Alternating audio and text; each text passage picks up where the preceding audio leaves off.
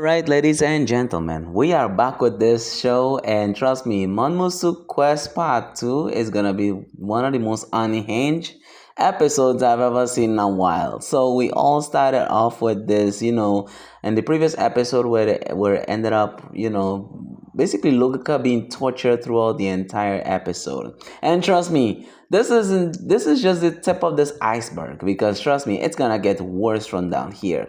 And the kind of girls that are going through this guy is insane.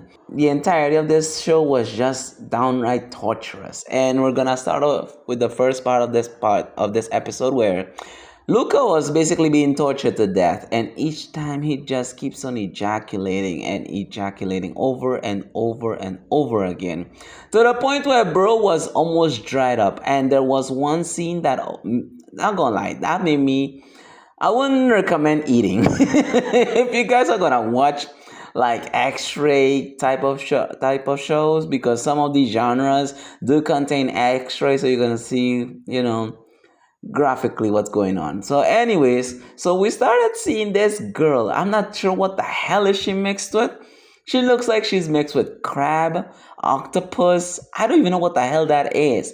But all I know is that she has about 8 or 10 hands, and this girl is giving him the world's multiple hand job I've ever seen. Have you ever been, usually you get one of those hand jobs where you just get the double twist combo, or the one handed. No, this girl has like literally 8 arms, or 8 hands, I should say. And I'm not gonna lie, that shit look intense, and even I wouldn't be able to handle that. And this next part, now we get to see this spider chick, and she's apparently, all these girls that I'm talking about, they're under a spell by the man-eating witch, that the antagonist of the show that we don't seem to identify until later down in this episode. And trust me, this girl was lusting after Luca, and Luca was just going through it over again. I can't even stress this enough. Bro should be dead by now. The power of plot is insane, because I'm not gonna lie, bro went through this is one of the most torturous ways to go out. And trust me, broski had the strength. I'm not gonna lie. If it were me, I'd be gone on the first round. I'm not gonna lie. I can't last that long. I just simply can't have that much stamina. Probably if I was in my 20s, I might probably last like 3 4 rounds, if so much. But I believe that after the fourth round, yeah, you're as good as dead. But anyways, this spider girl is going through the, is that, I'm not gonna, she's wringing him dry. And again, I can't even put the clips because of how graphic it is. And afterwards, we go through the next phase, and bro, like I said, broski's just going through it. Then we get to meet this octopus chick, and she's giving him what I want to believe is a tentacle job. I'm sorry. I don't mean to say it like that, but I believe that's just what it is for real, bruh. Because Luca is being like wrapped around, like, one of those, what I think that they call it, an anaconda or a boa constrictor, right? That one, you ever see like one of those snake movies where the boa constrictor will wrap around its prey before eating it? Yeah, that's exactly what this octopus chick is doing to Luca. She literally wrapped him around. His entire body is wrapped around except his meat, and like the way it's coiling around it is insane. And bro, like I said, at this point, broski should have been dead. I'm not gonna lie.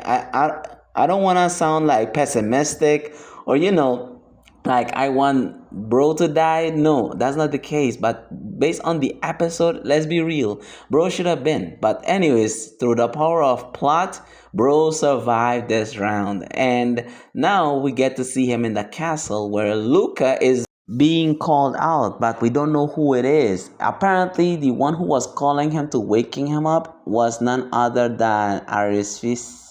Let's just go with Aris. Aris, the Demon King, is trying to wake him up, and she's still under the spell. And the whole thing is that after she Wake breaks the spell from him because apparently it didn't affect her that much.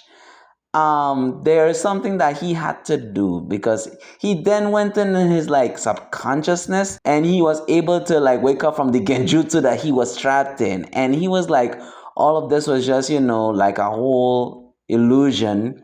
And then he sees the main antagonist, and she tells him, listen, my name is Minagi and I'm one of the six monsters once sealed by Ilias.